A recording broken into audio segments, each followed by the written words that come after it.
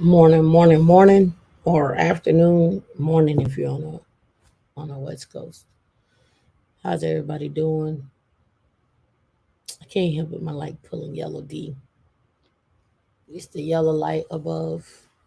You know, we got to get LEDs, more LEDs in the house, so don't pull yellow. That's all I can say. How's everybody doing out there? What's going on with everybody? What's going on, Stacy? D, I can't help it. The lighting is just yellow. It's still that ain't it's still it now bright yellow.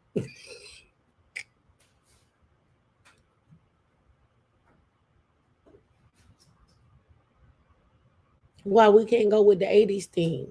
Let's go with the '80s theme of the color.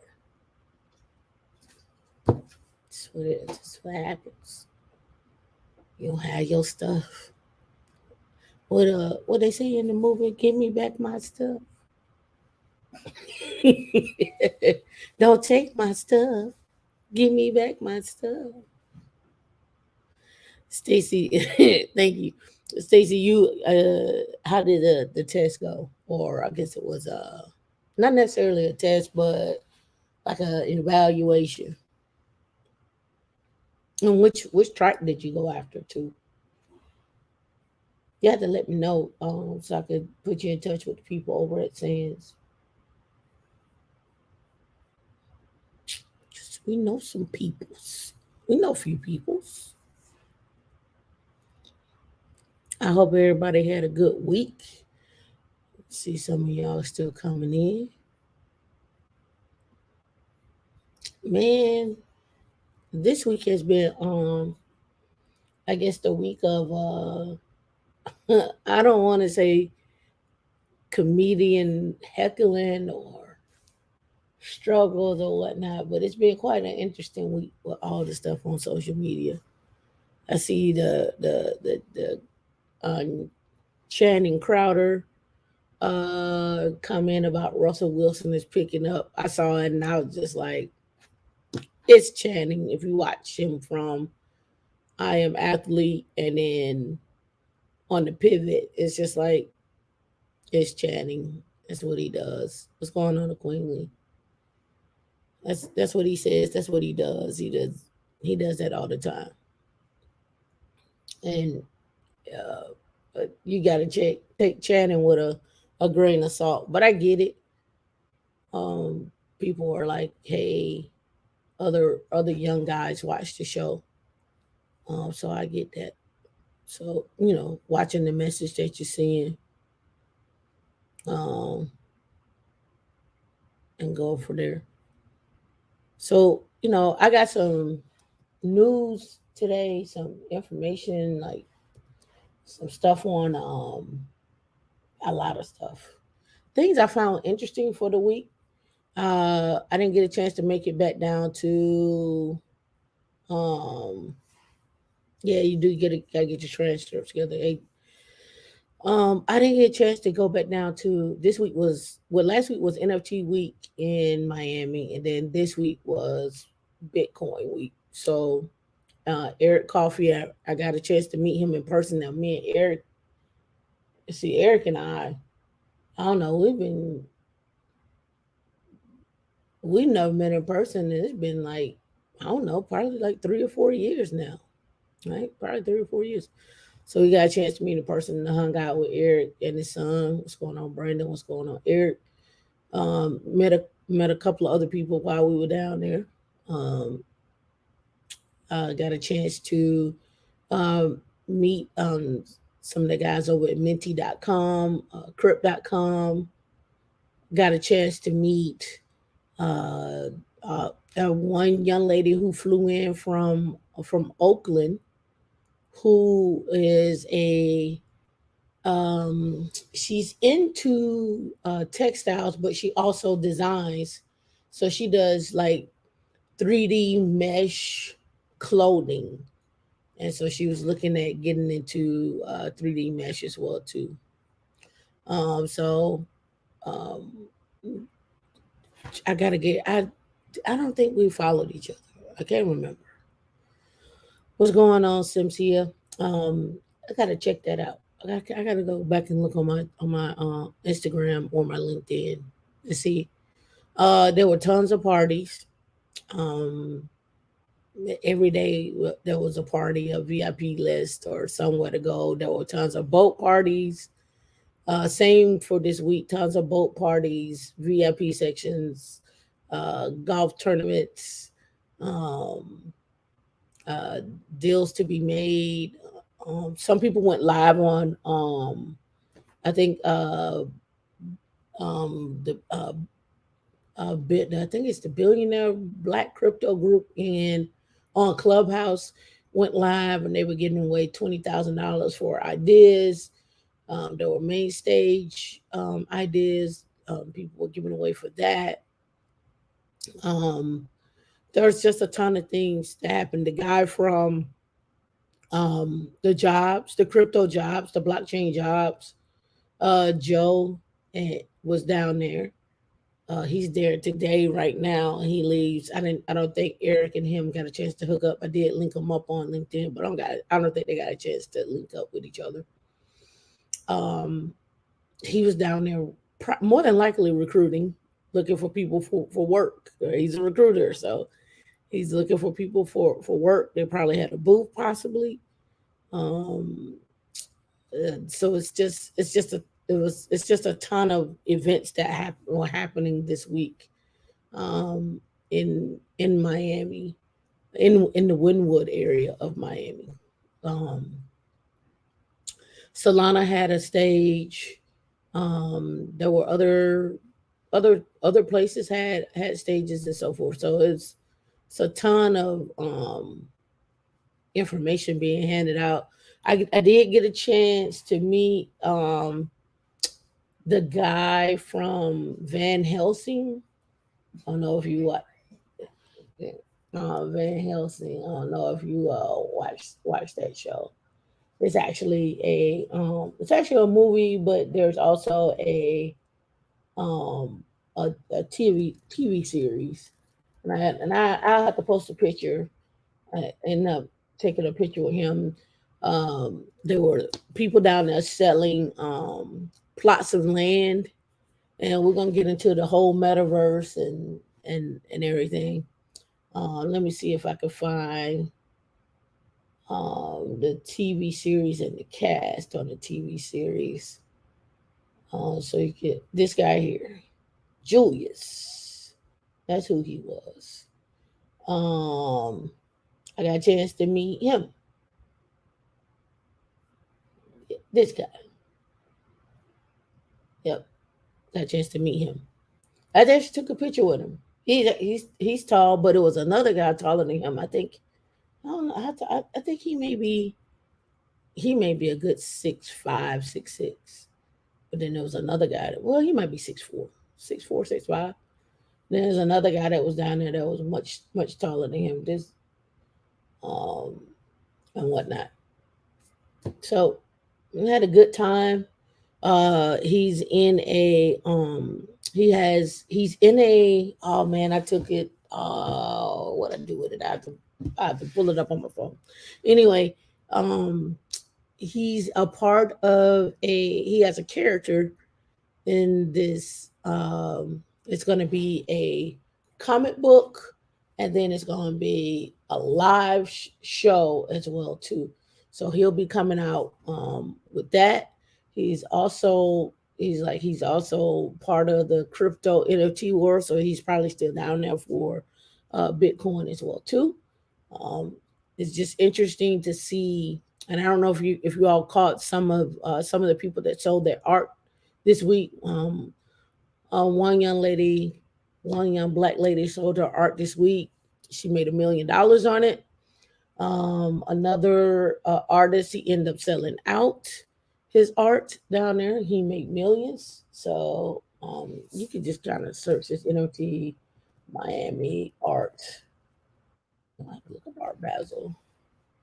But this week they had a lot of people that sold out. of their art for the week, and also a lot of people that actually sold out some of the events that they had as well too. One of the events we went to, um, the tables were $3,000. I'm not going to give my opinion on this. I'll just say she was tripping, but whatever. It is what it is. And in that particular event, it was you got a chance to take pictures with different cars, exotic cars. Um, there was other events on rooftops. I mean, the list goes on. So if you didn't get a chance to check it out this week, um, check it out next year. But there's also other places that have crypto week. I think Denver had Ethereum week just here recently, within the last month or so. Um, there are other places um, that will have Bitcoin or crypto week on the city dependent. I'm sure Tampa is going to be doing something. It'll probably be wrapped in Synapse, but I'm sure there'll be things coming up. All right, so let's get started. So if you don't know who we are, we're Women in Linux. I am Tam D's in the back. We are um, a nonprofit, came together to get more people into tech from an infrastructure perspective. And when I say infrastructure, I am talking about literally Linux, DevSecOps, um, actually understanding DNS and everything up, right?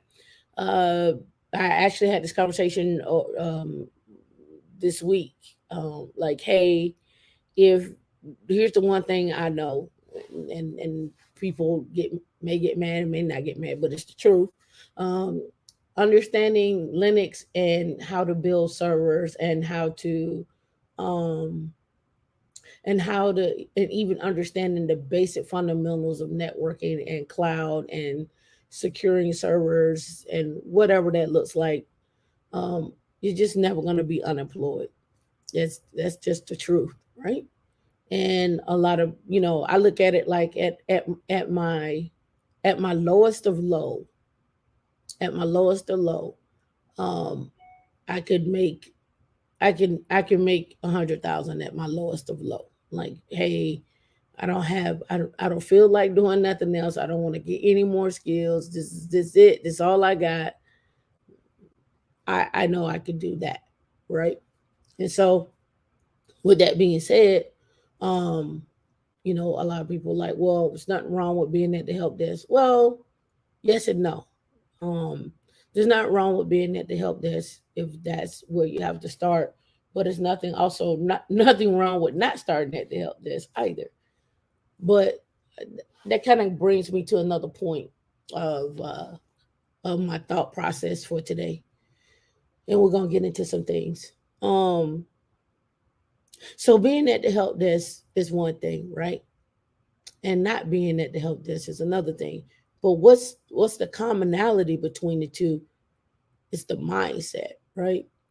So all through this week, I've encountered different people from different backgrounds, different ages, different visions, um, and a lot of conversation was centered around proximity and passion. And I thought about it all week long, and I analyzed and I looked at people, and and we talk about proximity and networking all the time. I should say networking, but it's also and we had this conversation last night too. It's also a mindset that's also missing too. So when we get into, say, a help desk, you have to have the mindset that this is not my end goal, right? You have to understand, like, being in proximity to something higher up than what you're doing is so important because it changes the mindset, which changes the view, which changes how long you stay at something and how long you be involved in something. And I see some of you out there really working hard to change your proximity, to change your mindset. Um, but I also see some that are like really okay with where they're at. Right? If you're not look, if I because people they laugh a lot. They laugh all the time. Um, and I'm just only telling you what I see, what I encounter, and I even bring you proof, even bring you links and introduce you to people. The $1 million jobs, the $2 million jobs, the 550,000 jobs, the 750K jobs, the 320, the 200. Right? I'm telling you, we need to be at 200, and we just can't afford not to. Like I don't know how else to say it. We just can't afford not to. And so if I put you in a room with people who are making 200 and introduce you to people who are making, and I'm saying at a minimum, I'm not saying that's all they're making. I'm just saying at a minimum, that's where they're at. Um, we have to be able to say, okay, well, let's talk, let's have a conversation. I think Eric released on Instagram, Eric Coffey released one of the shows that I was on when we were talking about um the job that was 1 million and the job that was 2 million, and getting together and doing workshops and building a learning platform, and what does that look like. And when I'm sitting in a room talking to these guys with NFTs, and the money that they made, like the one lady that was there at the conference, black lady. She's like she raised 3 million. She made 3 million in 3 months.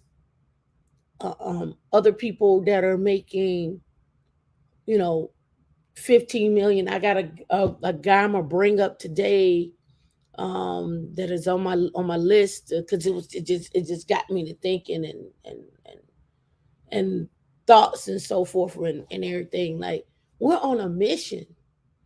Like, I think, I watched some of the stuff Anton Daniels did this week. 50,000 isn't enough, 100,000 isn't enough. And I saw the comments in the chat, and I saw the comments on the stages, and I saw, just different various comments. And I've had these conversations before, and it's just like, man. And I'm sitting in rooms and people talking about, oh yeah, uh, yeah, I'm fine. I just do this job because, I want to. I've already got enough money saved up for retirement. 32 years old. I have, 4 million sitting in the bank to do whatever. Like, and it's just it's just where we're at. So, um, I like our mission. I'm determined. I'm in love with our mission. 200K is my minimum, right? And it was 2 years ago, we had started talking about this, but we were talking about seven figures, and we were talking about how to create that. And it may not be working for somebody, and it might be working for somebody.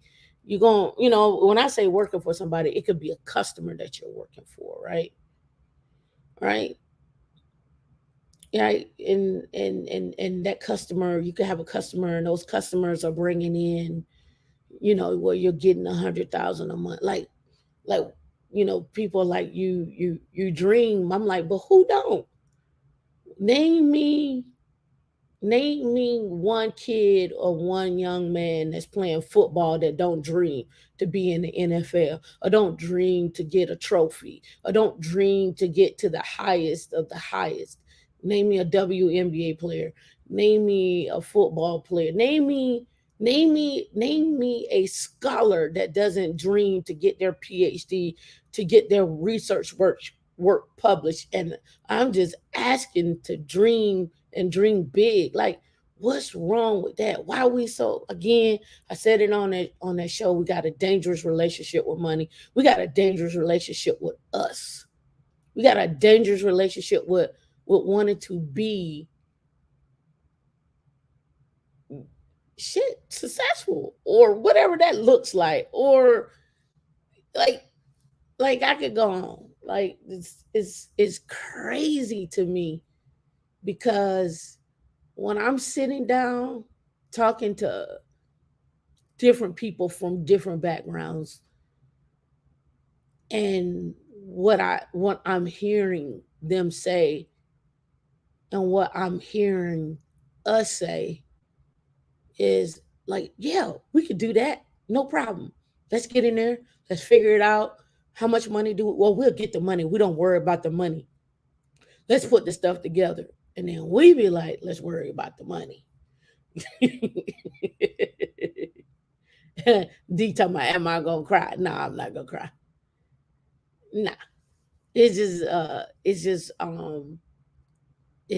amazing to me. And I just want to share with you that I see you who all come here every week. I see you who all are putting in the work. Sasha, I see you. If you don't see yourself, Stacy, I see you. I follow you on Instagram. I see you. Both Stacy's. I see you. Right? But I'm also here to tell you that there are non-believers and you're going to encounter them more often than you will the believers. And so you have to change the circle, change the proximity of who you want to be around. So the question is, how do you do that? By giving you different ways. Peter Investor, thank you for the $5 super chat. I've given you different ways. One, attending conferences. No matter how much you think it's a waste of time or you have that fear of COVID, double mask, get your hand sanitizers, Purell wipes, um, fist bump,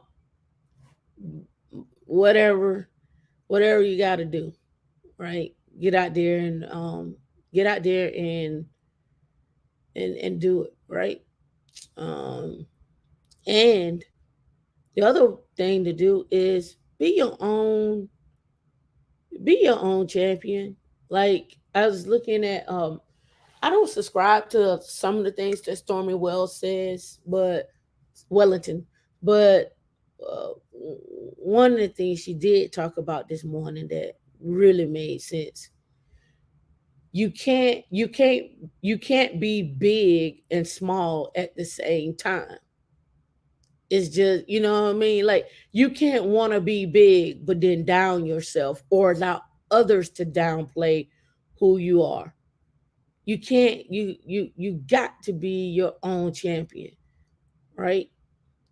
And you know what um D and I talk about this all the time, and it happens to us all the time. If you got, I call it nasty chi. If you got nasty chi, get away from me, right? Be gone, nasty chi, right? If you got nasty chi, get away from me. Like you gotta have that mindset, like, oh, I see it coming. You got nasty chi, get away from me. Right? So you gotta have that energy, that positive vibe. You're gonna meet people that are gonna be like, and, and this happened to me when I moved to Seattle when I first got there. I'm a good morning, how you doing? How's everybody? Right? And people are like, what you so happy about? And I'm like, then you wake up, why you not happy? What's going on with you in your world? Well, like, we don't do that out here, right? But I never adopted that philosophy. It's like, what's going on? How you doing? I wouldn't be able to do this if I didn't have that mindset, right? So be your own champion. And the next one, find other like-minded people, right? And so that's why I try to create this group and keep going. And if you don't find 10, at least find two. If you don't find two, find one. right? And you all got to champion each other on and be each other's support, right? So you can go that uh, down to earth. You say because so many people, so many pro-black people equate making a lot of money with some wanting proximity to whiteness or chasing capitalism, all the while about, oh yeah, I get it all the time. You've been around too many white people, or this, that, and other, or whatever, whatever, whatever. I get that all the time. Peter Investor, you're welcome. It's not even just out of your see, and that's another thing too. I'm starting to think like, is it pushing us out of our comfort zone, or is it just, or is it just, it is just a place of being, right? And when I'm saying it from this perspective, like if we look at it as pushing it out of our comfort zone, uh, uh, it can almost sound like, or you can almost take on the mentality like that ain't for us, versus like I'm just gonna walk in this room and this is where I belong. I hope that made sense, right? Like when I look at it, like people always are like, "Well, you over here," or or you this unicorn, and it's not that. I just look at it like, oh, I need to be there, so I'm there. Like I'm just gonna walk into it and let the chip fall where it may, right? Like it's not even like it's something foreign to me. It's just like I'm just going over there, and if they not comfortable, why do I care? That's your issue. I'm here to soak up messages and listen and observe and see how things are moving, how people flow, and you know, we talk about wealth management and so forth, right? Um, just just keep that in mind when we say, when we're talking, and our the language that we use. Is it a comfort zone, or is it that I'm just going into this new place, right? Maybe that's it, right? D hadn't been freezing up over here for me. Morning game over. How you doing? All right. So if you want to connect with us, if you want to hear more of this, I post in creating wealth. I post all over. D post all over. You can connect with us on Slack. Drop your email in here. If you hit connect on the website, boom, and then it'll drop you to here, and then from there you'll put in your email, and you'll have to have the actual Slack app.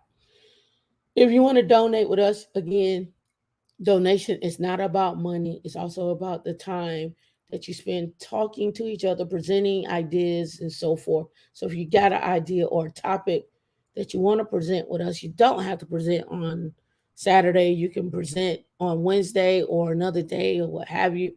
Also, you can also present with money, and that is on you. All right. So let's get into some stuff, right? All right. So these are just things I found interesting this week. And okay, we're still gonna do tech stocks and jobs, but you know, I've just find things interesting. All right, so this I saw this morning. Watum is one of the places I was looking at with getting doing some mining. With they actually have like um a hosted solution. So I wasn't sure yet. But anyway, they just expand their presence to the US with a 14 milliwatt Bitcoin mining facility in Georgia. It is, let me see if they got it up. They don't have it up here. It's in West Point, Georgia, with the Easy Blockchain, a crypto facility design and construction company based out of Chicago. The project outlines a 14 milliwatt expansion. And let me blow that up a little bit more, in which mobile mining containers have been installed to construct a fully mobile data center. And they sell these containers too. Quantum and Easy Blockchain have been partners for the last 2 years, with Easy Blockchain team utilizing Quantum's facility management. Now, these containers right here. Here's a little bit more about them. And this goes into my thought process of when you buy land and you're looking to what you can utilize that land for. You could possibly put a mining um, container on that land, right? And then have some kickback on that, right? So I we'll get into this, right? Well, what my thought is. The mobile mining container is a novel offering in the company's broad catalog of mining solutions. Watham has its own mobile crypto mining containers, 10 foot, 20 foot, and 40 foot retrofitted containers that host up to 360 ASIC miners or ASIC units and can be employed by customers as part of their company build out division. This offers a unique opportunity for Wadham clients, providing with additional resources and optimization of their mining operations, such as site scoping, container installation, and competitive prices guarantees around the world. And let me see if I can find like one of these containers. Let me look through my email real quick for these containers because I actually thought about these containers. Something just to think about. Oh, did I freeze up? Oh, there we go. I saw that freeze. All right, let me see. I'm looking for the container. Let me see. I may have to go to their website, but I know they've sent me emails on buying the containers. That's the hosting. That's the hosting. Oh, here you go, right here.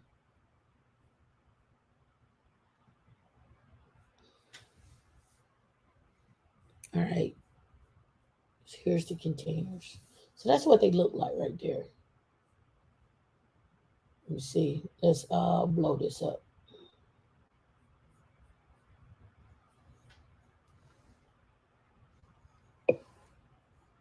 Here you go. No.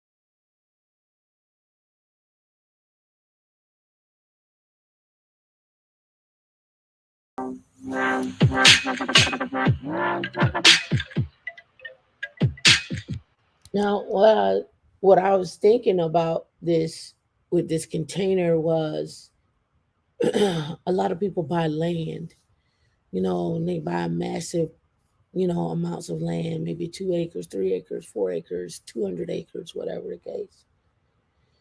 And you can have that make you some money, right? So, just another thought process here, having that built out. Um, Also, what that looks like in terms of money on that, right? So I think you got to do some digging on it. But again, I can drop D can drop this link, or I can drop this link so that you get an understanding of the of what that container can look like. Um, again, there are people who do buy um the actual sheds that you can put in the back of your house and turn those into container mining units. But now you gotta Now you got to do, some retrofitting, right? You got to air it out. You got to get some cooling in there. You got to put solar panels on top, right? See, shed solar panel sheds, um, Bitcoin. Like, like some people actually, they'll create their shed, right, right here, like here, something similar to this. Yo, what's up, everybody? Oh yeah, it's the one he did. I follow him, but let me kind of skip through it right there. So something like that. Some people do this right here, and they'll put their Bitcoin. I mean, not Bitcoin. They'll put their solar panels on top, feed down in here, and then do the cooling and so forth on the inside. So there are some people that do that, right? So you don't have to go that route. It's kind of already built out for you. That's what I was looking at. All right. So another thing I found interesting here is the gig workers are being, can't say that word, deleted on the job in 5 years. So there's a big, those that are out here as gig workers, primarily as Lyft and Uber drivers and so forth.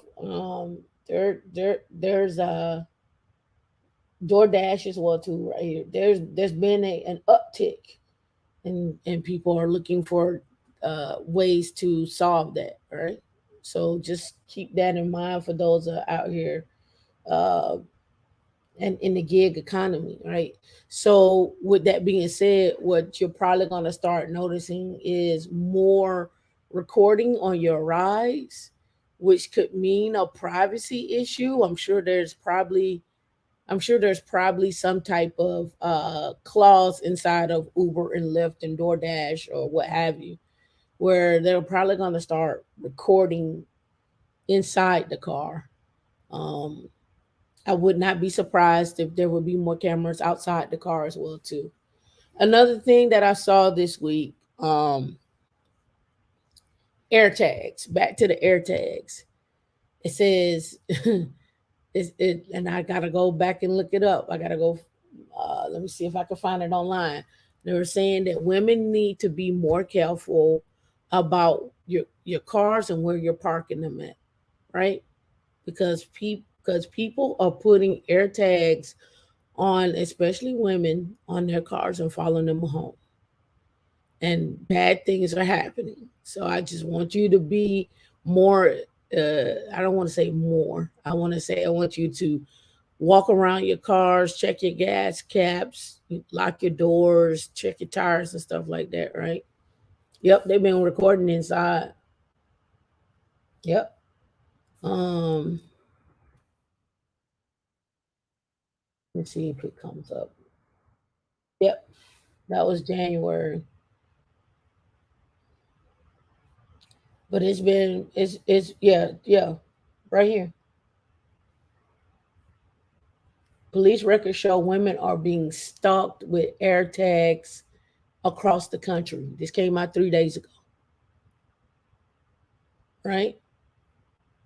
More women are being stalked, so you all need to be very cautious. Um,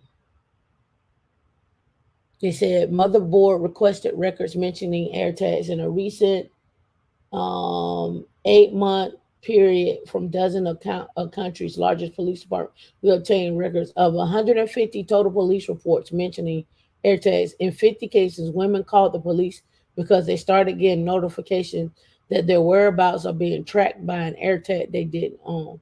Of those, 25 could identify a man in their lives, ex-partners, husbands, bosses, who they strongly suspected planted the air tags on their cars in order to follow and harass them. Those women reported that current and former intimate partners, the most likely people to harm women overall, use air tags to stalk and harass them. Right? So you all be careful out there. Um, I'm not making the report up. We're just letting you know that it exists. All right. Um, right here it says in a police report, a woman said she started noticing something beeping inside her car vehicle every time she left her house. What? I pull over anytime something beeping. I'm like, why is it beeping?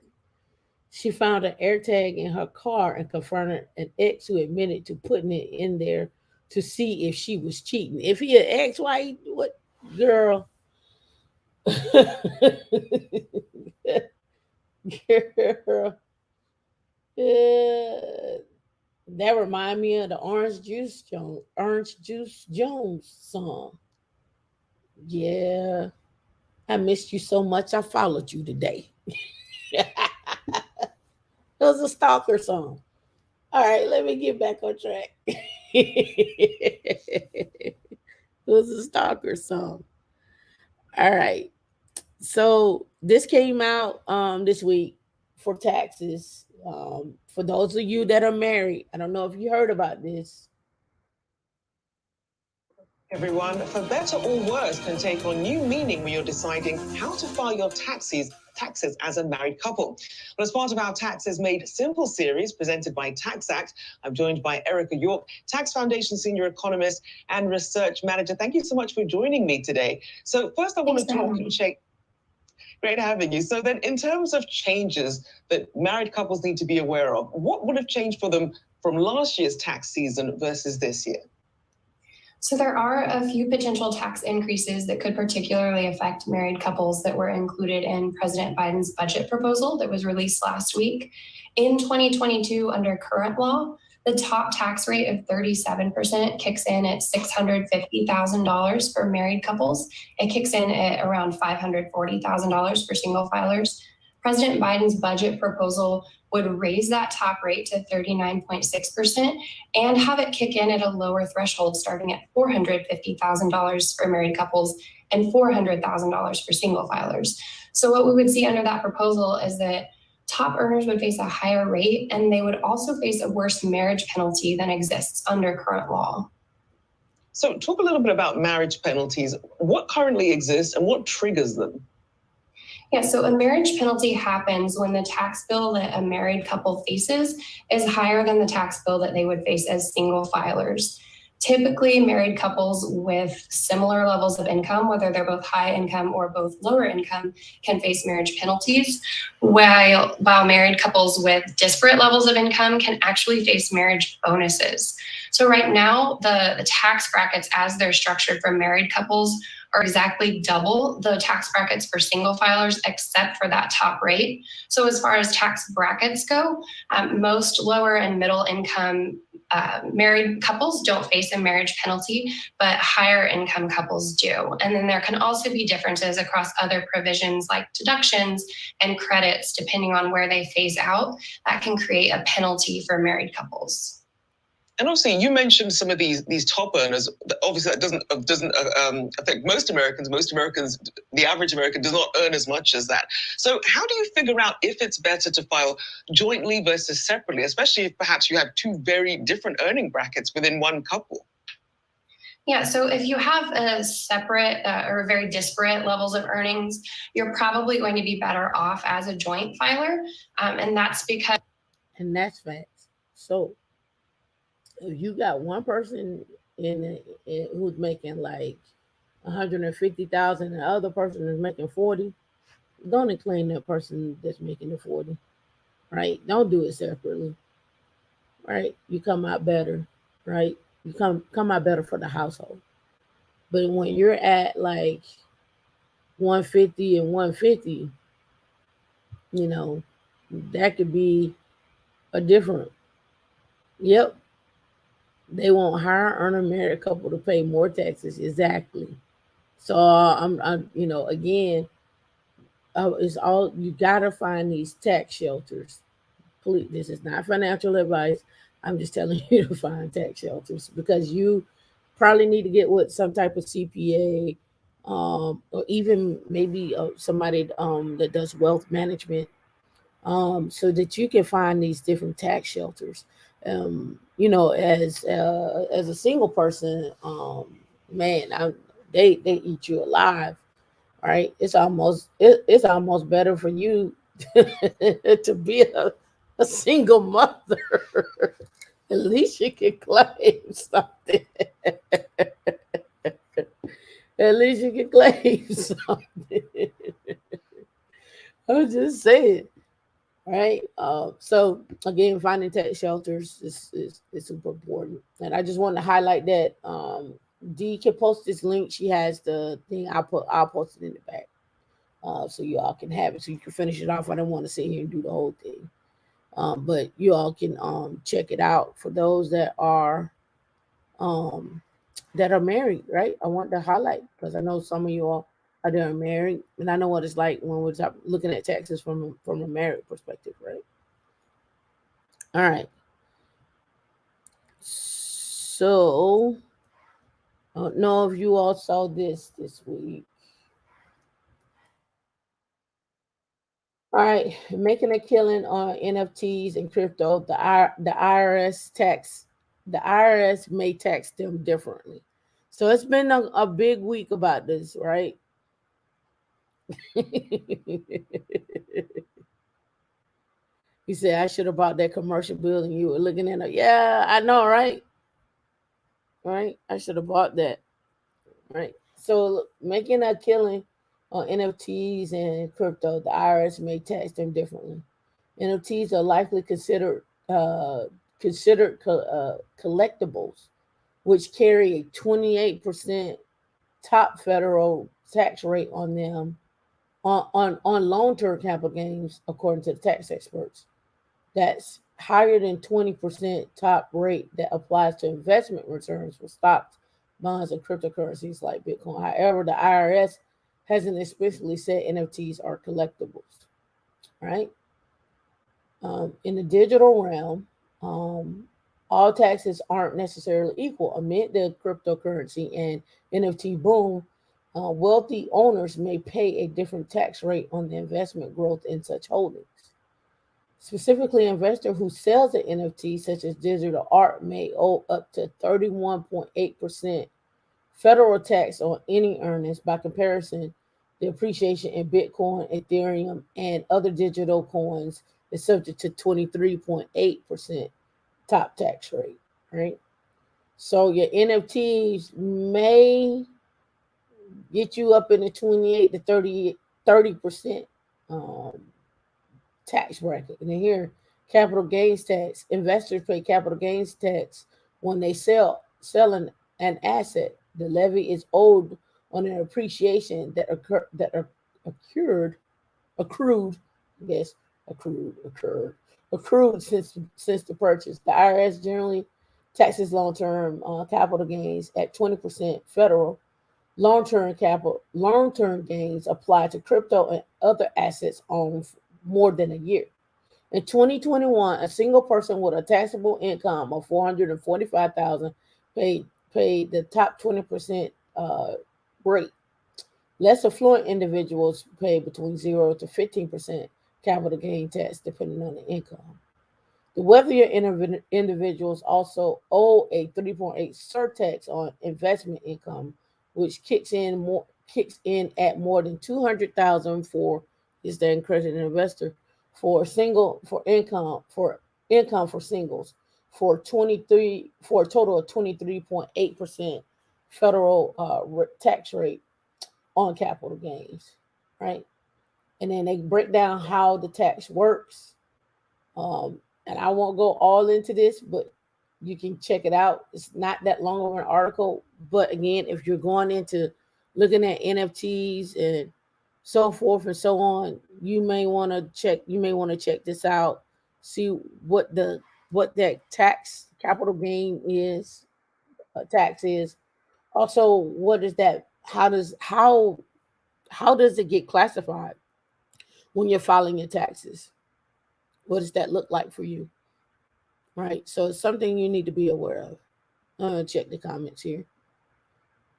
Nah, I'm not advising you to be a single mother. I was just laughing at it. What do you say? Yeah. Don't there's a platform. Yep. So yeah. So, but again, even with the taxes on that, it depends on how that 500,000 to 2 million is structured. When I say structured, like, is it $100,000 sign-on bonus? Is it $300,000 in base salary? Is it $100,000? And they'll pay that out over a year as a bonus, or would that, like, there's so many different ways that could be looked at. There is a lot of question when it comes to NFTs, even on you're right, in the international market, but even in the local market, right? Purchasing the NFT and so forth, right? So there's so many different questions around centered around it, and you need to get somebody that's knowledgeable about it. All right, so Walmart is looking for truckers. Walmart is like, yo, we need workers, and they're hiring, and they're taking a different approach.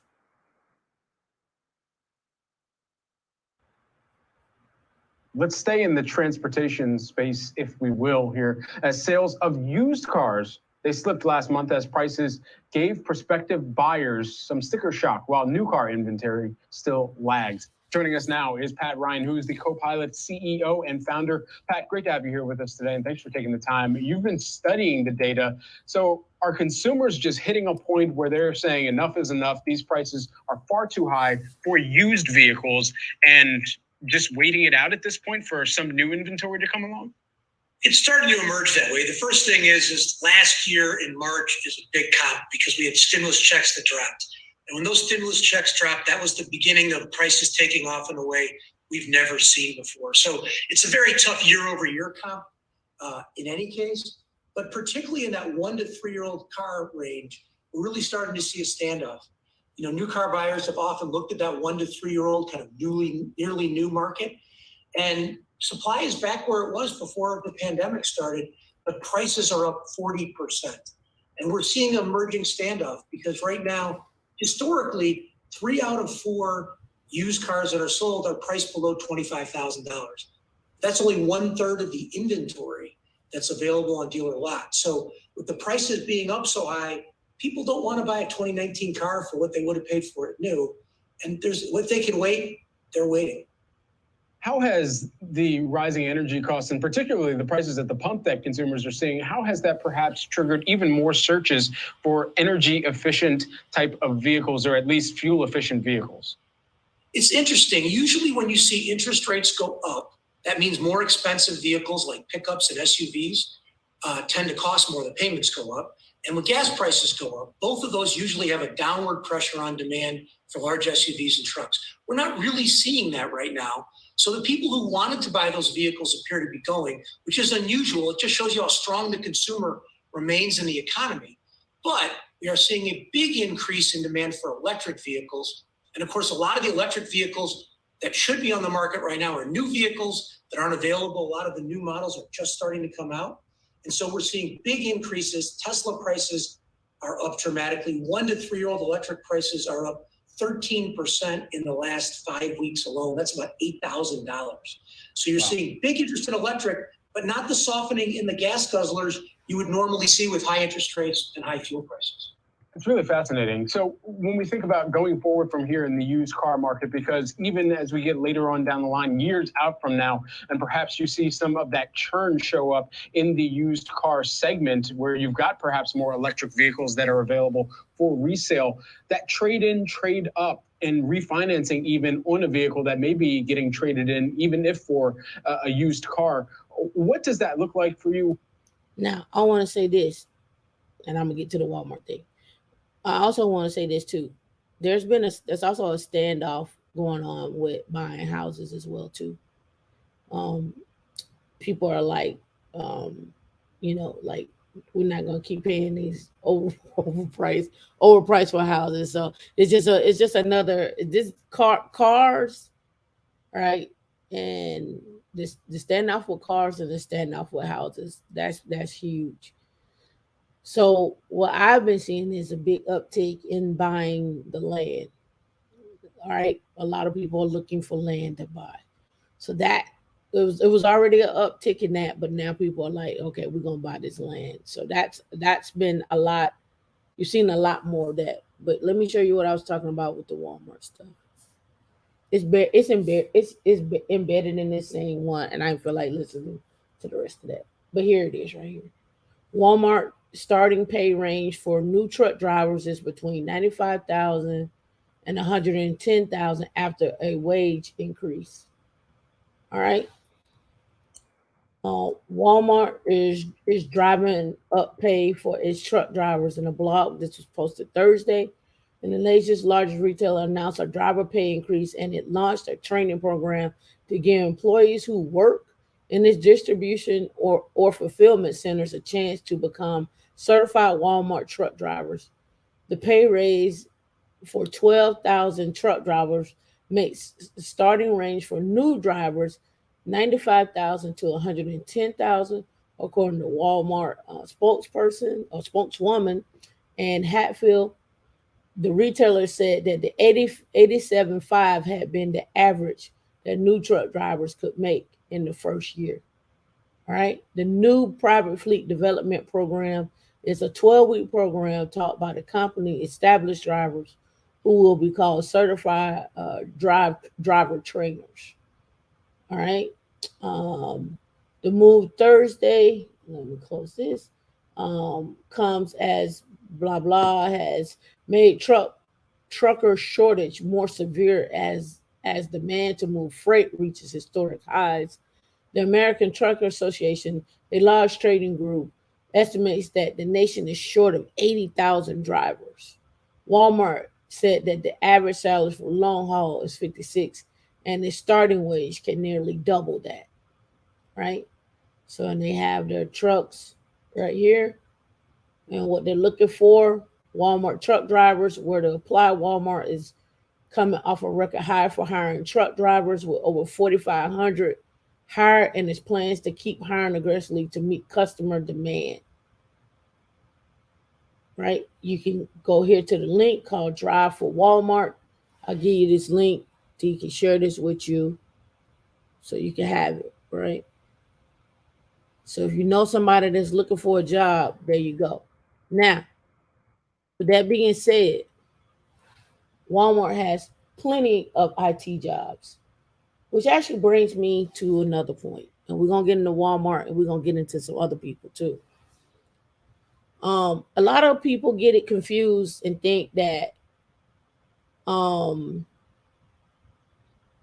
that places like Dollar Tree or Dollar General, HEB, Kroger, and Publix are just grocery stores.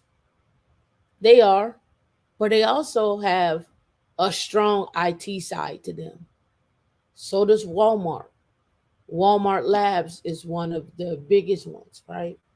So when you look at these companies, especially on the back end, especially these grocery stores, Target Security, um, Target IT, Walmart, HEB, uh, even when you look at hotels, the Marriott, when you look at especially the airlines, Delta IT, these are all places where you can go and get jobs, right? So let's go look at Walmart because this is tech stocks and jobs.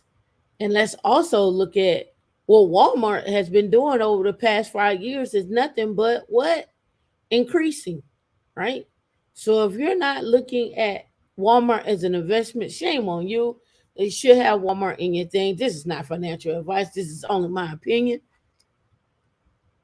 But you should have at least looked at Walmart, right? So let's go there first. If you don't believe me, go to Yahoo, not Yazoo. Yahoo. It used to be what it be. Yahoo. It used to be their old slang. Walmart. All right. And let's look at Walmart over 5 years. I don't see nothing but happiness here. I don't see nothing but happiness here. Let's look at Walmart for the past month. Okay. Yep. Let's look at Walmart for the past year. We got some ups and downs. We got a sure enough got to take off right here. Right? And that's the 5 year. And max, this is just what Walmart looks like from 84 all the way up, right? So, you know, you should be looking at Walmart. You could DCA into Walmart if 157 is too much to buy. Dollar cost average for Walmart. Let me look and see. Let me bring it up. Look at the dividends on Walmart, right? We talked about this before, right? We've had these conversations about drip. We want drip, not the guy, not Country Wayne drip, but you know what I mean. We want drip. Let's see. All right, and let me look here. Let me go to it. I'm looking it up right now on my Schwab account. Let's bring it over. Let's look at Walmart. So it has a 5 year return. And you see the number. I don't have to make this up. Y'all see the number. A 5 year return on Walmart of 138.1%, a 3 year return of 67.8, and a 1 year return of 14.4. Right? Here's what Walmart looks like in the blue over time. And here's what the S&P 500 looks like in consumer staples XLP, which is an ETF. Here's what it performed like. You did better by just investing in Walmart. And this is with a $10,000 growth. Here's the dividends on that. Again, you over time, right? Over time. That's what it looks like. It has a 2% increase over time. Right? But you can see what it's returning. Last year it returned 55 cents a share. So, Walmart, if you don't, like some people don't like to play, some people don't like to put their money into multiple things. Like they'll pick a stock, one stock, and they'll ride that out. Right? And so, in fact, Robert Smith, I think it was Robert Smith. It might have been Dunn.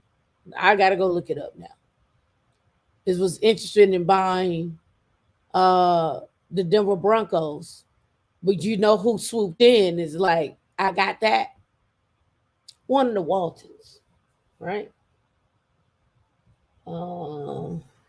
Waltons buying Denver Broncos.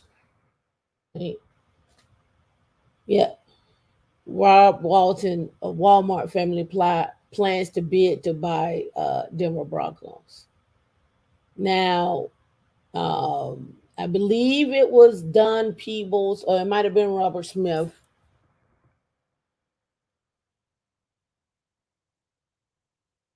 Right here. So they said conflicting reports on Robert Smith, Broncos wire. Hence, let's see.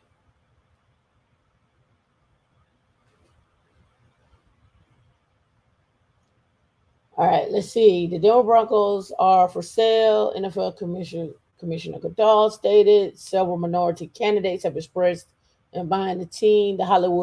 Including Hollywood mogul Byron Allen, Robert F. Smith, worth an estimated $6.7 billion.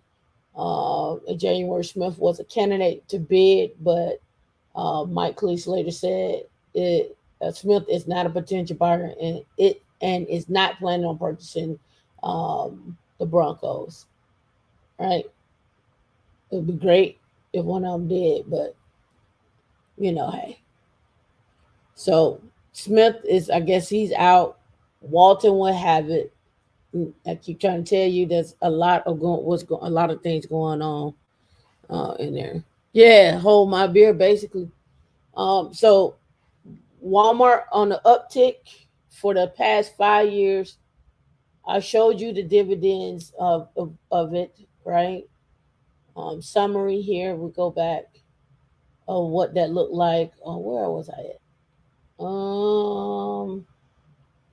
News chart. Where was I at? Where it showed 138% over 5 years. 168 over 5 years, right? Of earnings. Might have been earnings.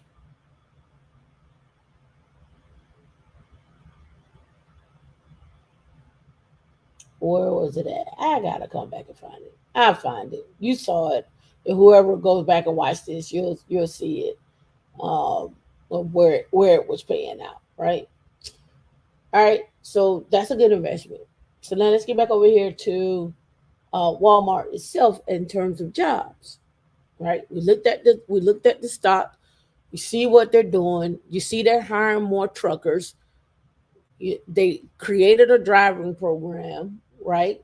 They increased the salary, and of course, I got to keep track of inventory and I got to keep track of these workers, right?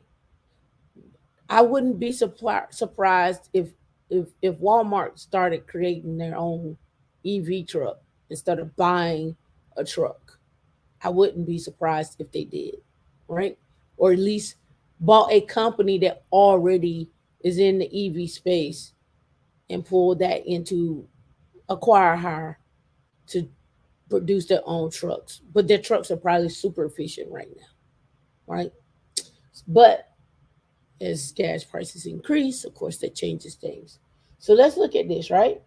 So if you've never heard of Walmart Labs and so forth, you got to think about the self checkout at Walmart, how to track things.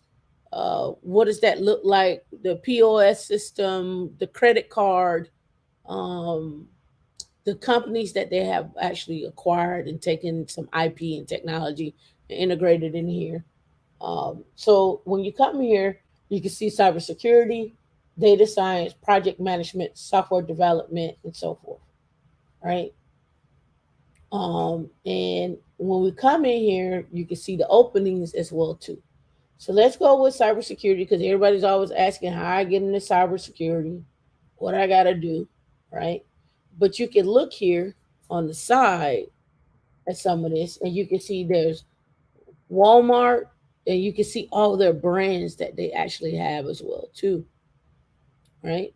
And you can see they got over 47,000 full-time jobs. Um, of salary is 6,500, right? Right. So this is I'm just under cybersecurity right here, right? Of course, that's in Arkansas, but let's go back and let's choose information technology.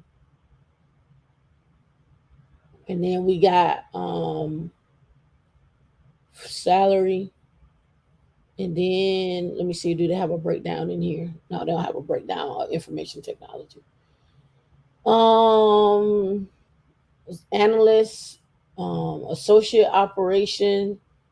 If we go back over here and go software development and engineering, we got data engineers. We got UX team, right? We got staff, software engineer, Java embedded. We have principal, and I'm gonna just go to page 7 down here. See what all they got. Systems engineers, and so forth. Now, you may not have ever heard of this, but Walmart Labs.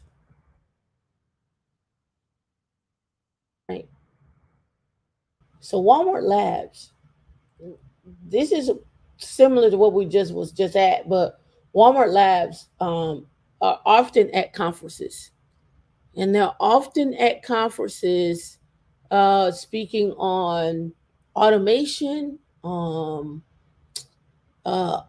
shift, open stack, and Puppet. I don't know if they're still using Puppet or not. But again, when we're talking about Walmart, again, a global cloud, right?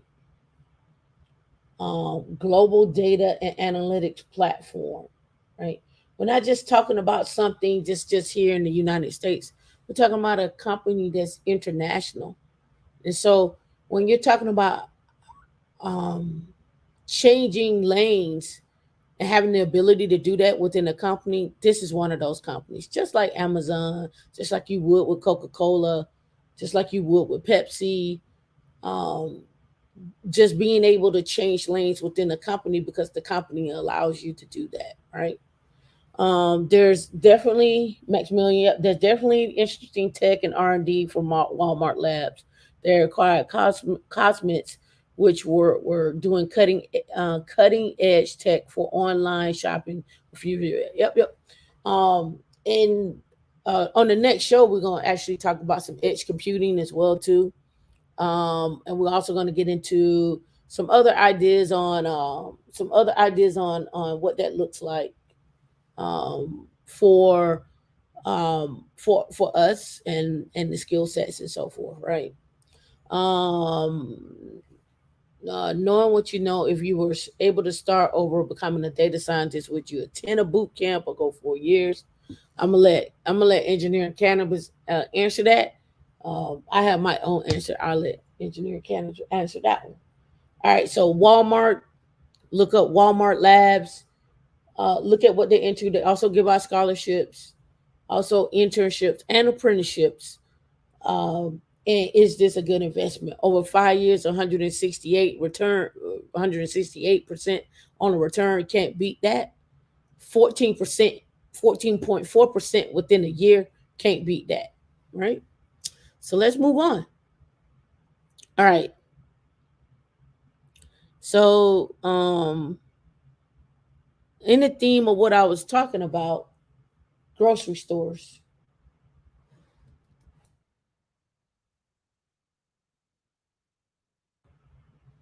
All right. All right, before we head to break, let's put a spotlight on shares of grocery store chain Kroger. Bank of America analyst Robbie Ohms upgraded his rating on Kroger to buy from neutral, with his price target going to $75 from $61. Ohms says that broad-based inflation is sending consumers to retailers with more variety, suggesting Kroger could see some market share gains. All right. So you see that about Kroger, right? So now let's go check out Kroger and their job. Kroger and their jobs. All right. Okay, some Federal Reserve officials have spooked investors this week with their hawkish. So let's go over here. So that's the cashier, but let's look up Kroger IT. That's what we want. For information technology. All right, here we go. All right, so careers, manufacturing, supply chain, technology, and digital or corporate. Let's go corporate.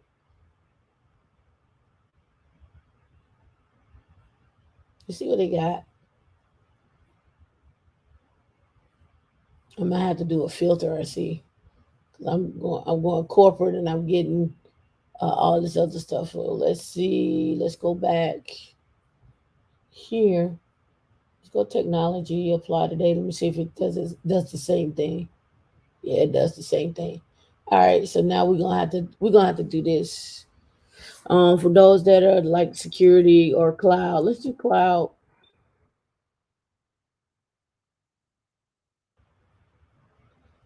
And then like cloud, how about security? Let's just do that word. And let's get here. Oh, come on, pharmacy technician, go away. All right, we're gonna have to do some digging on there. So asset protection, Maybe they got security inside of that front end lead. There we go, right there. Technology operations analyst. Front end lead again. Let me see. Where's the front end lead? Let me blow that up. This is in Wisconsin.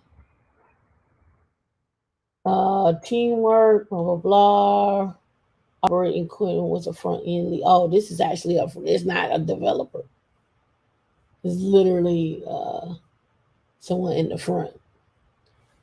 Let's see. Oh, I didn't know Fred Meyer was part of a Kroger brand. Interesting.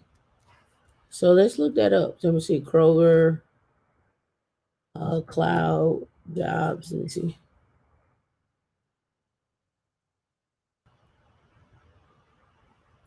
They making it hard for me. Got careers at Kroger. And they even have Nabisco under here too. I guess it's part of, okay, here we go right here. So let me pull this over. Now this is Glassdoor. You know I don't like them, but I'll take what I can get right now. All right. So Kroger, and this was updated March the 4th. And here's their jobs right here. Senior cloud engineer salaries. And let's go over here to that. I don't want to sign up for Glassdoor. Yeah. All right. We'll play. We'll play with your Glassdoor. You know I'm not a fan. Okay. All right. So jobs, and where I was at before was cloud, and see job function engineering. All right. We'll get off of that. All right, front end associate. Okay, .NET, quality assurance, facility, iOS developer, advanced software engineer, manufacturing, advanced software engineer, order and routing optimization, an advanced Android tech lead, engineering manager, senior quality engineer. So it's not like you can't get there. Here we go. Senior site reliability engineer and DevOps engineer. All right, so let's go look at Kroger from the perspective, and I'll give you this because D could, if you are interested in it, D can post it. Let's go and look at Kroger ticker. All right, Kroger is trading at 61.67. Let me look and see. Here it is right here on Yahoo. I'll bring this over. All right. 5 day, 1 month, 6 months, year to date, 5 years. So we got some increase over 5 years. We got a steadily going upward. It looked like they went public in 2017, right? That's what that looks like. I'm gonna go max. Oh, 85. 85. Here we go. So we got a ongoing upward. We got a trend. It's steady. It don't look like Walmart. So let's go check out what does Charles Schwab say about them. Let's see. Let's get logged in. And drop a 1 in the chat if you like what you're hearing so far. I wanted to do different to give people the thought process of, suppose you are working at a Kroger right now, or a Publix, or you're working at a Target or Walmart, and you're trying to figure out, how can I use my skills that I already have at these places to look at other things. So you could be at, Target is paying 24 an hour right now, right? So what is this KR for? All right. So let's bring this over. Kroger Company. All right. All right. So Kroger. Oh, look at that line. Look at that. All right. So dividends for Kroger. They have a 16, 14, 9, 8, 13, 13, 15. All right. They had a little dip right in there, but okay. All right. Let's go look at the summary. And let's look at it for 5 years. All right. So we see some dividends and some payouts there. All right. They do quarterly, they have a quarterly dividend of 21 cents. Right. Let me go and look, see. Section overview. Total return. Here you go, right here. So total return for a year. So Kroger is in the blue. This dark blue. It shot up past the S&P 500. But for a long time, the S&P 500 was outperforming it. Right? Just took a dip. And XLP was right there with it. It actually came out below, right? So for a year, it's got a 66.4% return. For 3 years, 174.8% return. And for 5 years, 128.9% return. The total return is the rate of return representing the price appreciation of the stock with cash dividends reinvested on the X date for the most recent 1 to 3 to 5 years fiscal years. This growth of $10,000 graph represents the growth of a hypothetical investment of $10,000.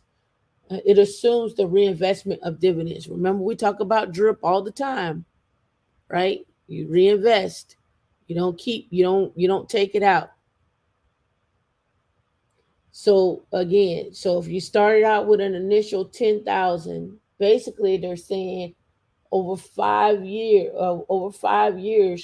you would have been at a little bit above 20,000, right? Over a 5-year mark. So you would have seen a return of 128.9% of your money. So you would have doubled your money, right? And then added 28% on that. So you would have been at 28,000. No, a little below that, because it's not at above 28. So what's that about? This look like about 22,000, right? In 5 years. That ain't bad. We're playing long term here. Let's see. Charts.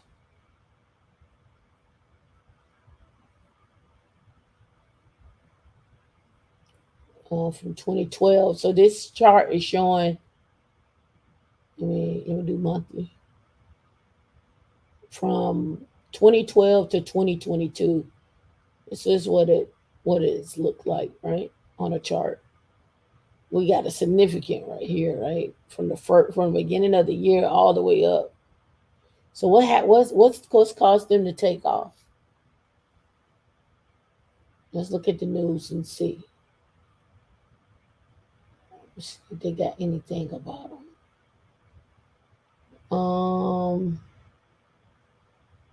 Let's see. See nothing that stands out other than they jumped up. I don't see nothing that stands out as to why. And their dividends that they normally are paying out right here for 2021 is 18, 18, 21, and then 21. So they're on track, but they should be increasing this year, right?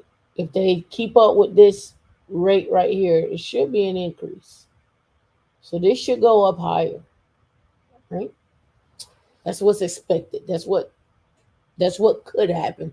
Not saying it will, but that's what could happen based upon historical data here. All right. Also, Tam talked about your job can train you to, yeah. You said you recently got an offer last week based on the training I got with my current job. My new role is asking me, good, congratulations. Right? Congratulations. Right? The rule of thumb is to keep going. Right? So when you look at a grocery store, don't look at a grocery store for just the groceries. You need to look at it for everything else. And I'm showing you that they have IT departments at these grocery stores. So your son or your daughter or you yourself may be a cashier. That means you have to stay a cashier. You can move into the IT realm of it. And a lot of these companies like this have apprenticeship programs where you can roll into like an apprenticeship where they train you on the job, right? You get a bump in the salary, right? You may get a bump up to sometimes anywhere between 60 to 70 is what I've been seeing for the apprenticeship program.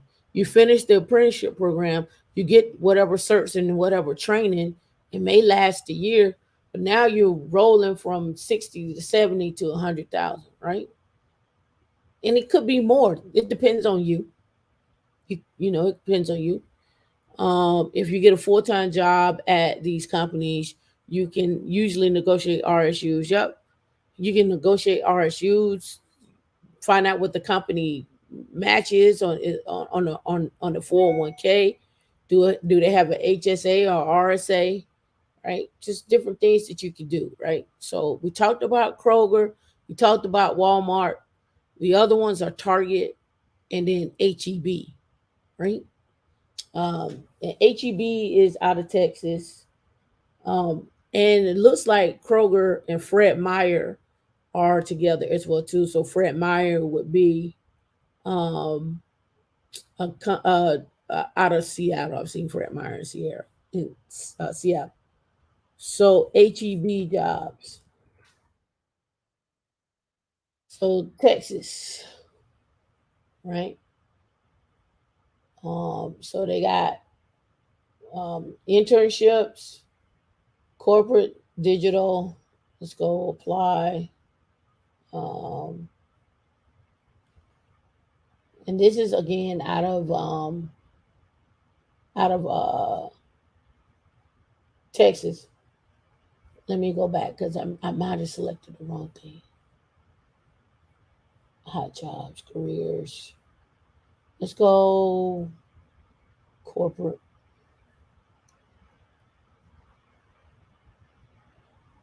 Administrative support, advertising, construction, continuous improvement, corporate communication, corporate pharmacy planning, customer insights, research, data analytics, of course, digital commerce, digital marketing, digital technology, engineering. All right, so they have a staff software engineer. And let's blow that up. All right. I'm gonna skip over that. Specific to iOS, specific to engineering tests, who you are, you're capable of new technology processes, coordinate, software engineer right here, React, Node, PHP, MySQL, Swift, Java, and Python. They want you to have some experience with Kotlin, RS Kotlin testing, GitLab, CI/CD, some iOS, something specific to testing. HEB is one of the largest independently owned food retailers in the nation with over 400 stores in Texas and Mexico, with an annual sales generating over 26 billion. Right? So again, if you're in Texas or looking to relocate to Mexico, this is another place where you can look for an engineering job, right? I wanted to give you that. All right, let's get back to it. All right. I found this interesting here this morning, switching around here. Let me close this.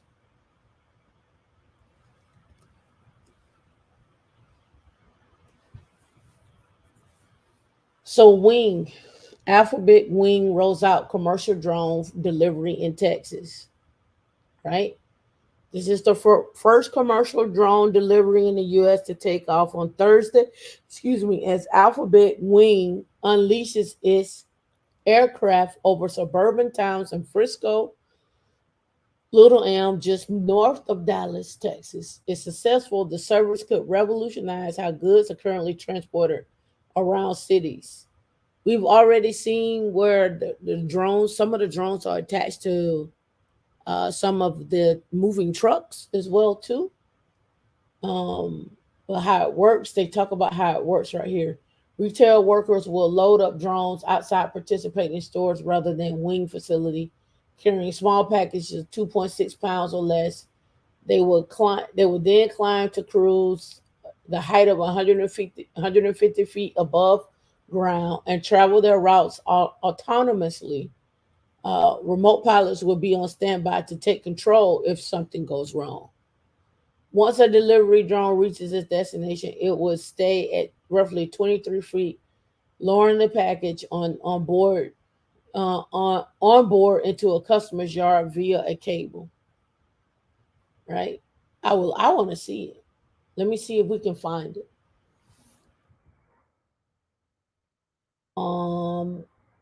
Wing delivery. All right. How Google Wing delivery aircraft works. Arrived in Texas. Let's look at it.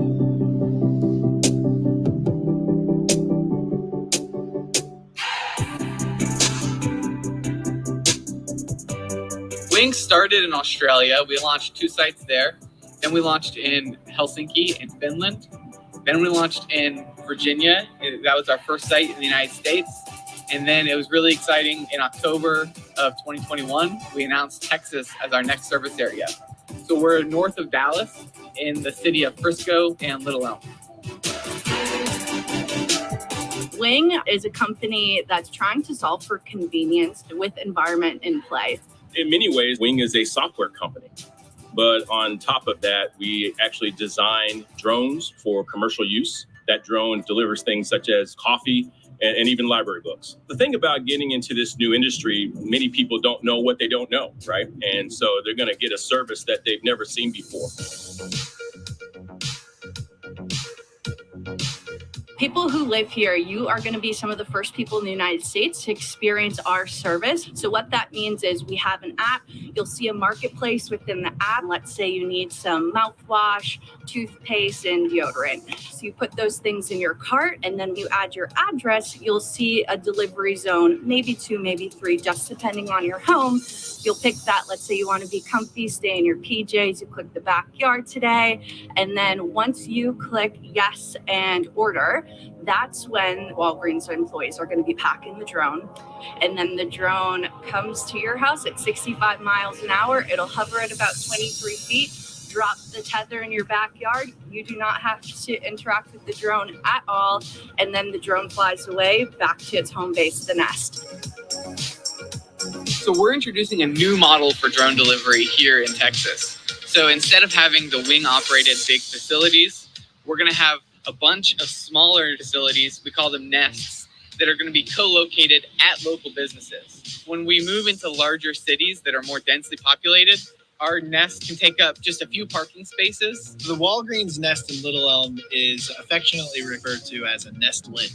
It's a small wing nest. The Walgreens employee will actually come out and load the package onto the drone, which represents the first time that our concept of operations has actually involved the third party interacting with the aircraft. The way it works is the Walgreens employees will have a tablet where they will see the orders come in. They will grab the items they need to grab. They will have a specific handheld device where they can request a drone. they'll be able to go to the parking lot and they'll be able to load the package from there. Texas is very significant for Wing. This is a more complicated airspace. There's tons of general. All right, so there y'all have it. You won't be going to Walgreens no more to pick up your stuff. It's gonna deliver it to you,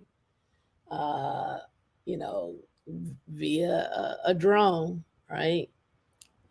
So I found that article interesting when it comes to it, because as we talk about this, Uber is also is trying to create the platform to be one-stop shopping, right?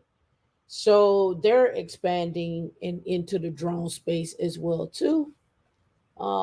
Here, Amazon Prime Air and Uber Eats have promised to ratchet up drone delivery operations in the near future, right? But Uber is also looking to get more and more, keep more and more people into the app. You can already get your groceries delivered with Uber. You can already get to and from just about anywhere inside of Uber. You can, I think, let me see, what is that article at?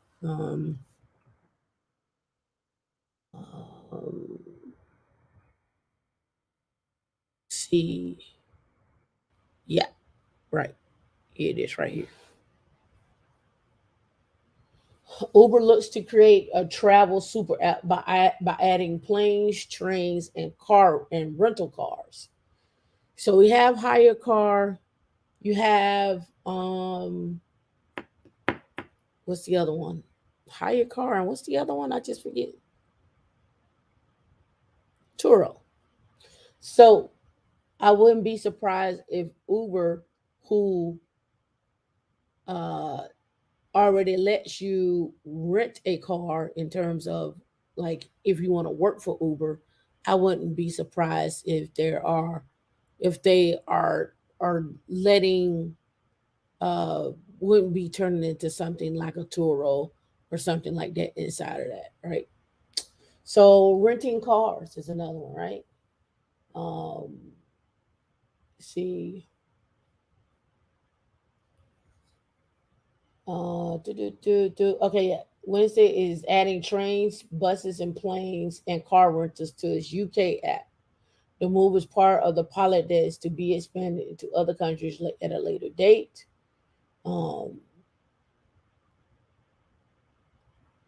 You have been able to book rides, bikes, boat services, and scooters on the Uber app for a number of years. So adding trains and coaches is just a natural progression, right? So you'll be able to do all of that inside of Uber as they expand their app service, right? You want to rent a plane, you want to rent a boat. You know, they're trying to keep you all in that, all in the actual app itself, right? All right, so here's something else I saw this week. Gets us into SpaceX and Elon.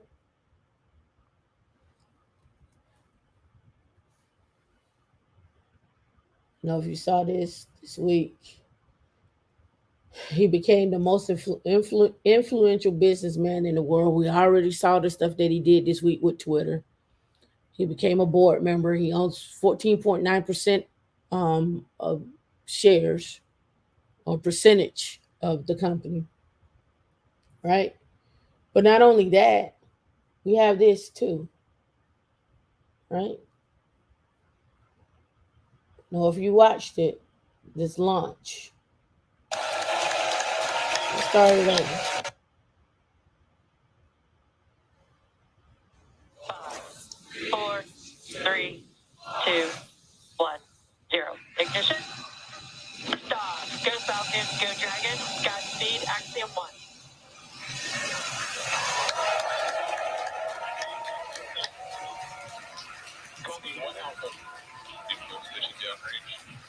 Together, a new chapter begins. Godspeed AX1. You're watching SpaceX launch Axiom Space's first all-private mission to the International Space Station. SpaceX's Falcon 9 rocket took off earlier today, carrying a retired NASA astronaut and 3 wealthy businessmen on the rocket's first commercial flight. The 3 entrepreneurs spent $55 million each for the travel and accommodations. The crew is expected to arrive to the International Space Station on Saturday. We'll be sure to continue to follow this story. So they spent $55 million apiece.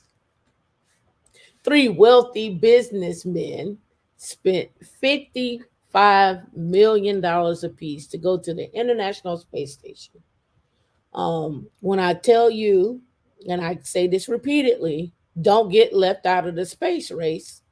Don't get left out of the space race. There are jobs and skills that are needed in the space area. And I'm trying to tell you that our war is not with each other in terms of men and women, the gender thing that goes on, that thing over there.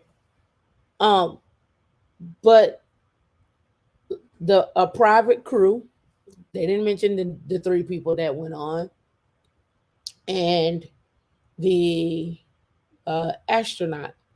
And there are going to be more launches like this, right? You best believe, right? People are going to want to go to space and actually see what it looks like, right? So SpaceX worth $100 billion, right? That doesn't include his money from Tesla either, right? So SpaceX, OpenAI, Solar City, Starlink, PayPal, DeepMind, right? He's 50, and this is what we're talking about right here. And SpaceX is just talking about it. It's now worth $100 billion, the second most valuable company on the planet after ByteDance, which is TikTok, which owns up to $74 billion, and Tesla, of course, not quite on the same level as Apple or Google. Google, I should say, but still worth $1 trillion, and that's up from $34 billion 3 years ago. So the amount of wealth accumulation here is super huge, right? You was tripping off of chicken wings at for $35 at Kroger, yeah. So I just want to give you that tidbit, right? When you're looking at what's going on in the tech area or realm, just different jobs that are out there, right? All right. We did the drones. All right. Speaking of drones and speaking of space, there is a conference coming up in Moscow. Oh, there it is right there. I wanted to make sure you have this. Missions Loaded Opportunities Unlimited. It's April the 14th at 9 a.m. It's a virtual conference. For those in government contracting, this is annual small business conference virtually on Thursday, the 14th, 2022. They will be talking about small business, especially NASA, procurement, aerospace, and so forth. So it's something that you may want to take a look at, something you may be interested in. If you are looking to do work with NASA and different contractors around the whole space situation. This also came out. I'm speaking to entrepreneurs now. This also came out from Eric. I told him I would share it. All right, I'm still in Miami. Now I'm at the Cybersecurity Summit, Bitcoin Miami next, Solana Miami. But more importantly, I got a big announcement. Yo, this is good. Listen, this is good. I don't have nothing to sell, by the way. someone I was on the phone with yesterday, CEO of one of the largest lending institutions in the country for Black and brown people. He told me yesterday that his company, I'm not going to reveal it because the press release is not even out. He told me that his company yesterday got approved to offer SBA loans up to $5 million. They're going to be one of the first, if not the first, Black owned institution that will start to be able to offer SBA loans. Anyone who knows me knows I've been working on trying to solve this problem, providing liquidity and capital to small businesses for at least 2 years, if not the better part of 3 years. That's on my whiteboard inside my office where I make all my videos. So this is exciting news. I want to drop it for everyone out there that follows me. So when it comes out and you read about it in the presses, you can say, I learned about it first. Eric told us first. This institution, this is going to change the game because now they're going to be able to create programs that puts money directly in the hands of the people that need it most, you and I and other small businesses. The banks, they do their part. We love them, we appreciate them, but they're not doing enough. And so this is going to give more opportunities to more people and help me fulfill my goal of taking you from 0 to 5 million. And then after that, on my inner circle, from $5 to $20 million in sales. Good luck. Stay tuned. Be on the lookout for the press release. All right, there you have it. Right, 5 million, right? SBA loans, right? Hello. Today I'm giving. So we want to get as many. When we talk about getting to 200,000 at a minimum, that's just another way, right? When we start creating our own companies and building things out, doing the networking, doing the government contracting, maybe even staffing, right? And then we'll talk about jobs on the next round. But I wanted to make sure you had that information as well. All right. So this is what I was talking about earlier. Let me make sure this is it. When I was talking about yeah.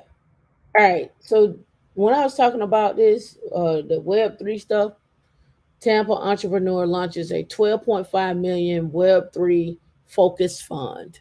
So remember I told you at the end of this month I'll be checking out the whole, fund launch and so forth and so on. So here we are. All right, Tampa entrepreneur launches a 12.5 million Web3 fund focused on a newly emerging technology in Tampa. Chris Pizio, a longtime player in the local technology scene, exclusively told Tampa Bay Business Journal Monday that he co-founded Druid Ventures, which will focus on early stage companies in the Web3 sector. The Web3 is the network decentralized apps that which run on the blockchain and allow anyone to participate while keeping data private. All right. He will serve as the general partner. He also serves as the vice president of SAP and Company, which sponsors the fund. SAP and Company went public with a SPAC in 2021 at $230 million valuation. We're looking to invest in infrastructure and interoperability of the picks and shovels of Web3 space. It's critical to success. It may not be the sexiest, but it's critical toward adoption. If you give developer better tools, in turn, they can create better apps for non-technical users to enjoy. Right? 12.5 million. Right? And then they go on to talk about the fund has quietly invested in 4 companies. 500,000 into block spaces, 50,000 worth of tokens from the New York based stake wallet, 200,000 in European company Mint Layer, and 100,000 in Pocket, and 40,000 worth of node infrastructure. Right, so basically 140,000. Right, so again, if you got an idea, let's bring that idea to life. I'm still working on creating my fund and what that fund looks like for investment. Stay tuned, it's coming. I'm not sure if it's going to be under 50/50 Geek or if it's going to be under Binary Hustlers, maybe. Mm-hmm. Could be. Could be. Let's see. All right. Now, oh yeah, REITs. Anybody take a look at the cell phone tower REITs last week? Well, if you didn't, your storage REITs, right? REITs. The times are changing. Of course, you know REITs been up, right? They did a jaw dropping 80% surge last year. Everybody was talking about storage, and storage facilities aren't going away. They aren't going away. Let's jump down in here into uh, these self storage locations. Public storage, of course, right? Um, Up to $408, and it's on the S&P 500. EXR, which is extra storage space, Cube Smart, Life Storage, National Storage, and Global Self Storage, right? And LSI and NSA, or National Storage, are both on the S&P 400, on the mid. Um, and here's where they show where storage looks like. This is what it looks like. Look at that growth right there. It's too bad you can't really clearly see these, but you can see the growth. You can see what it looks like. To me, they're kind of fuzzy, right? And then they talk about the REITs and their growth, right? Over time, they decreased over time, and then they hopped up to 21.7%, and now they're hovering around about 16. And the year's not over with yet, so that could go higher. Right? It says, following several years of heavy discounting and free rent, pricing power strengthened considerably over the past 18 months, with move-in rates, rental rates surging up 14% year over year in the fourth quarter. All right. So that's what they look like. And then they got down here 10.6% on revenue. All right. So again, check out the REITs for storage units and cell phone towers. Apartment rents are soaring, of course. Right. Self storage REIT performance. One is, I guess, VNQ is one of those, right? So you can check them out. You can look up storage REITs, right? But VNQ is an ETF. Let me look up VNQ and see what its return. You're doing good in IRM. Okay. I have to check out IRM. Let me go to swap. Let's go look at VNQ. I think I was in VMQ at one point in time. Let's go see what we see.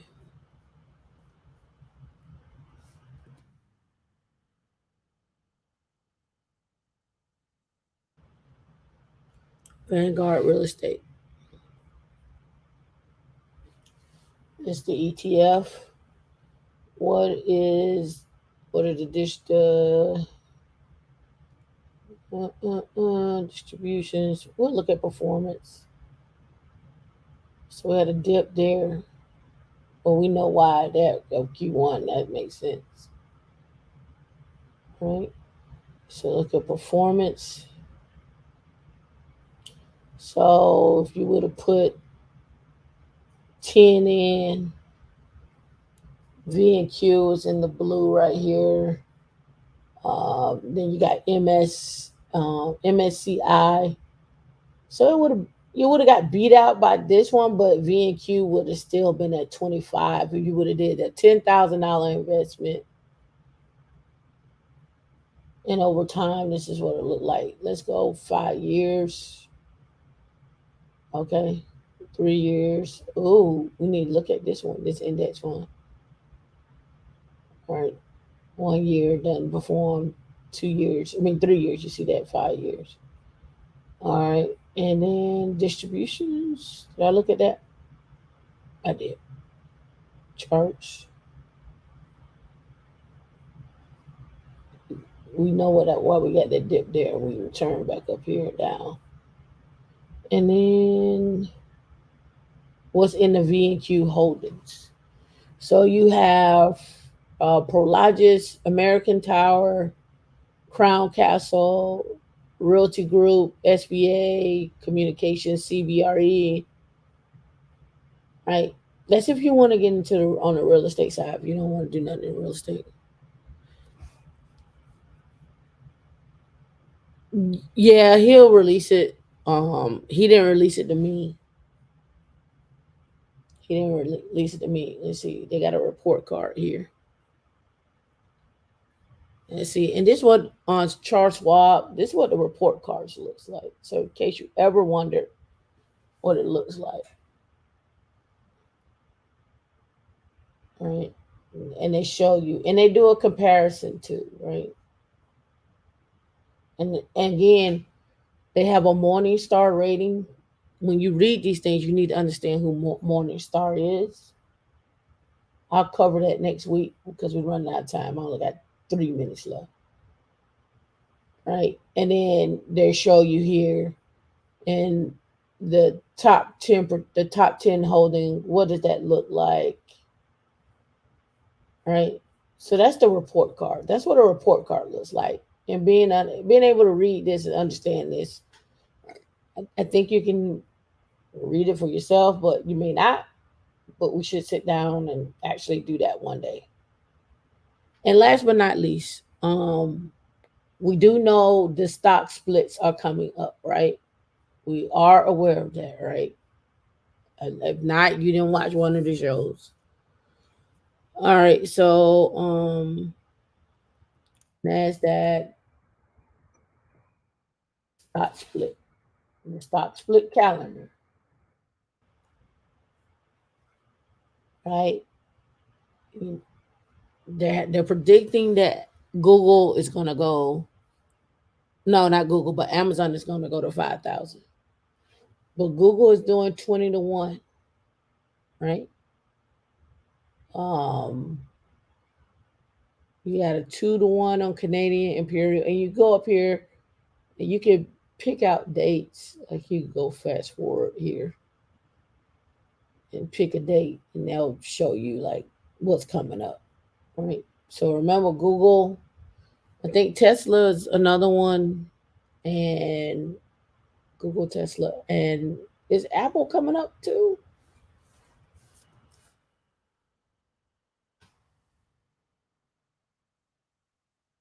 Let me see. Look, I know Amazon is one. Oh, come on, Baron. Yeah, we know Google. We know Amazon. There were some other ones that were coming up. Let me look at this. See what they give me. Look, okay, 6 stock split, 19 stock splits on Tuesday. Also, these are the ones that already split here. And this from Yahoo. I'll give you this one so you can keep up with that.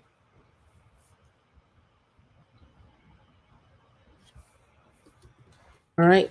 So those that have been following us, stock splits are great. Right. And also understanding drip reinvestment, right? You know, these stocks that pay dividends, don't take the dividends out, reinvest the dividends, right? Reinvest so you can keep buying more and more shares. That's how you buy more and more shares. And DCA your way in. This is not financial advice. This is just opinions of someone who is just living life. So DCA, dollar cost average. DCA your way into the stock. But again, I showed you Walmart. We talked about Kroger. We looked at HEB. Don't forget Target. Don't forget Publix. Go and do a deep dive on those grocery stores. Look at their IT department. They're hiring, right? So you don't have to feel like you're stuck. You know, Home Depot has an IT department. Lowe's has an IT department, right? You know, most definitely Delta and so forth. In it, I don't know. There was a last but not least, there was supposed to be in Spirit and Frontier getting together.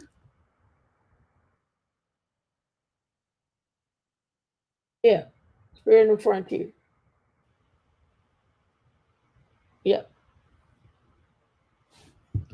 JetBlue offered to buy Spirit, but I think, yeah, Spirit Airlines will weigh JetBlue's takeover offer against its planned merger with Frontier. Yeah. So be on the lookout with what's going on. Frontier and Spirit were combining, but now JetBlue was like, we'll buy your Spirit. So you got to make it meaty and wealthy for them in order to do that, right? All right, we'll be back in 30 minutes. We'll be doing a deep dive, a technical deep dive into jobs and also companies that are hiring and skills.